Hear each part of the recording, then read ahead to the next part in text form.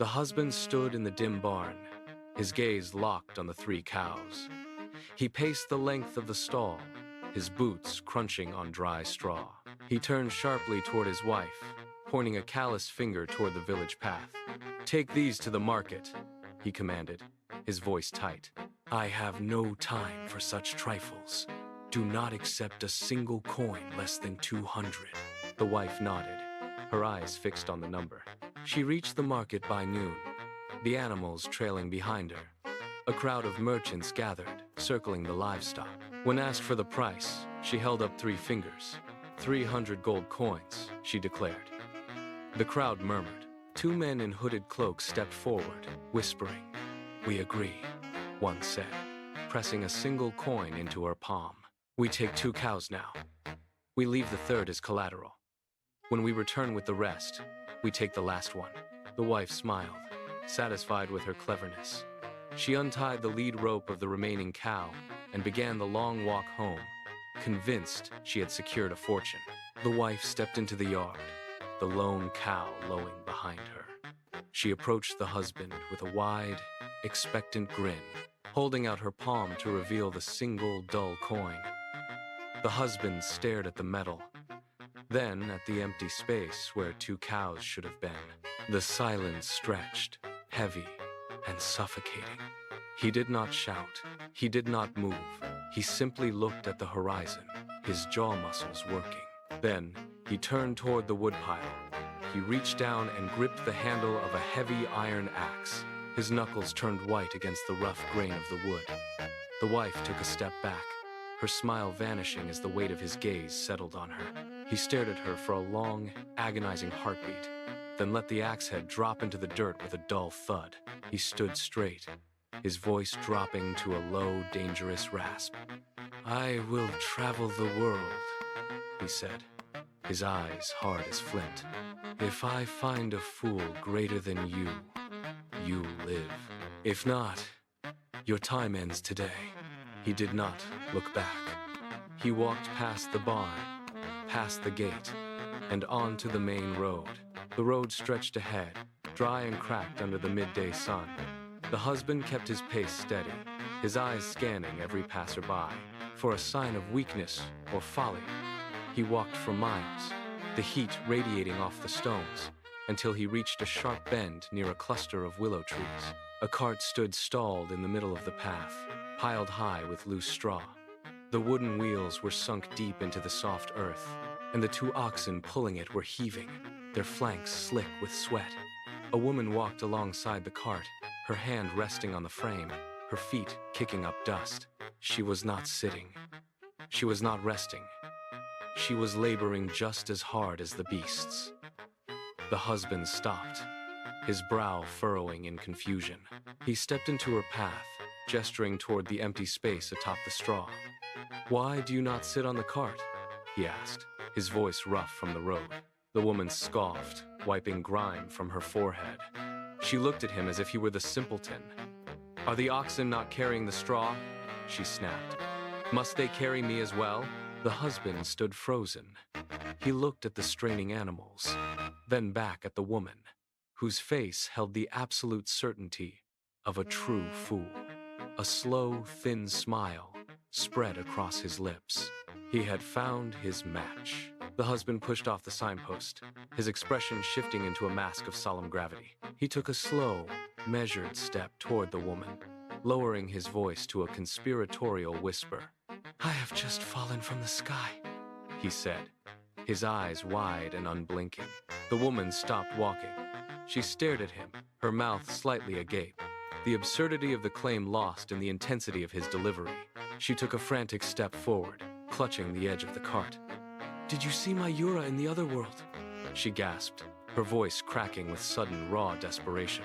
The husband nodded slowly, his face a portrait of feigned sympathy. He reached out to steady her, his touch light and calculated.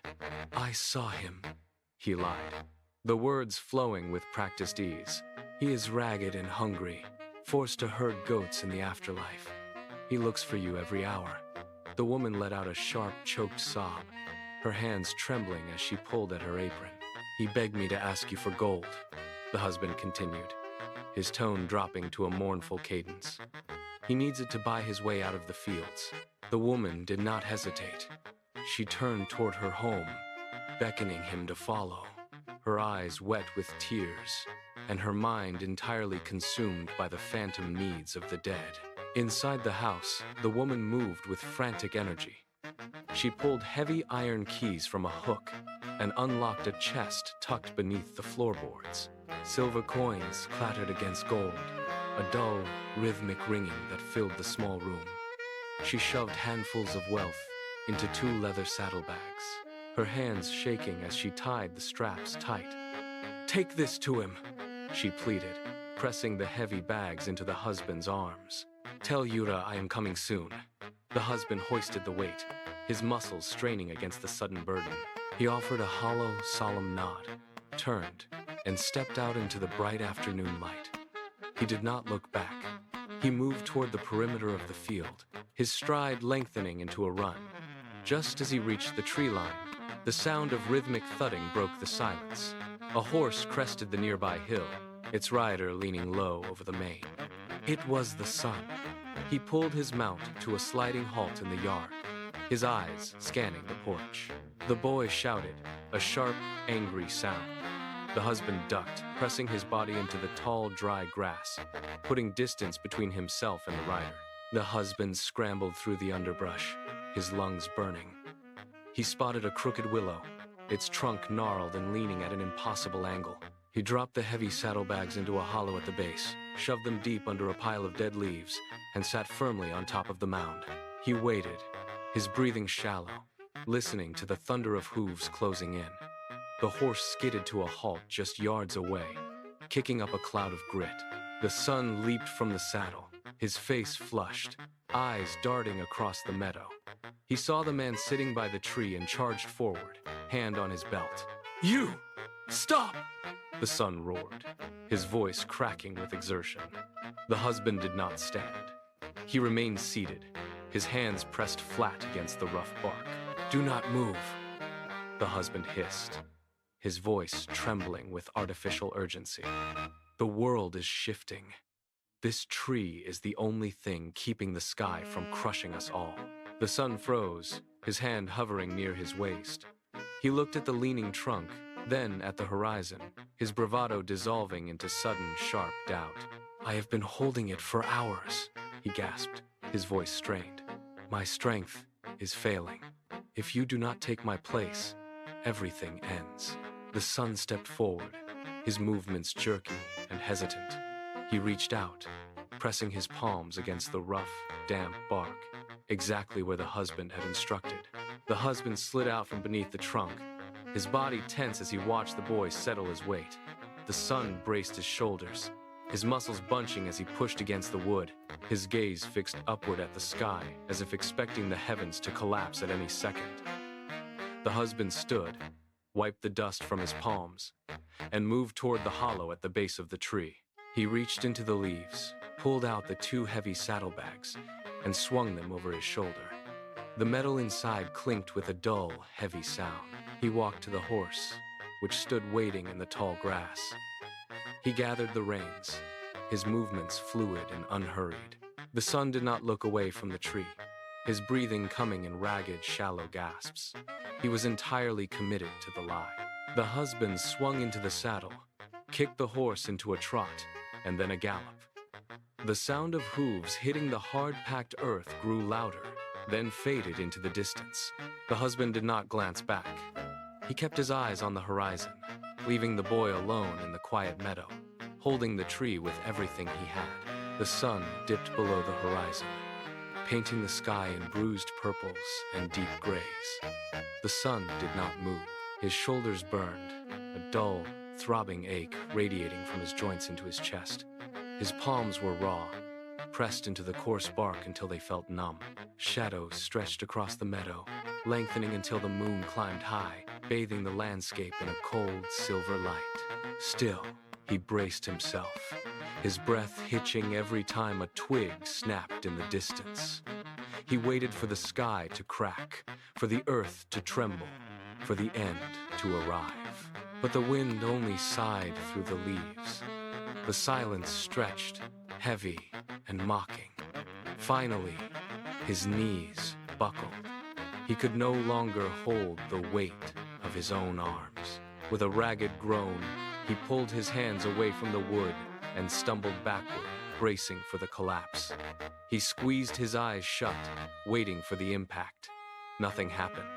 He opened his eyes. The willow stood firm, its branches swaying gently in the breeze. The stars remained fixed in their places.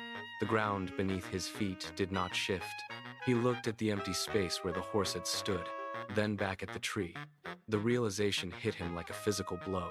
He slumped to the ground, the silence echoing with his own foolishness. The husband rode into the yard as the first light of dawn touched the eaves of the barn. He dismounted, his legs stiff from the long journey, and walked toward the house. He pushed the door open to find his wife standing by the table. Without a word, he grabbed the heavy saddlebags from his shoulder and swung them down. They hit the wooden surface with a solid, metallic thud that echoed through the room. Gold and silver coins spilled from the mouth of the bags, catching the morning light. The wife stared at the pile, her mouth parting in shock. The husband leaned back, his hands resting on his hips. He looked at her, but the rage that had burned in his chest for days had evaporated, replaced by a strange, hollow amusement. He let out a short, sharp laugh that turned into a weary sigh. He shook his head, his eyes tracing the lines of her face. The anger was gone. He gestured toward the gold. "Keep it," he said, his voice raspy. "Live as you please. I found the world is overflowing with them. You are no longer the worst of the lot." He turned away, finally finished with the hunt for perfection.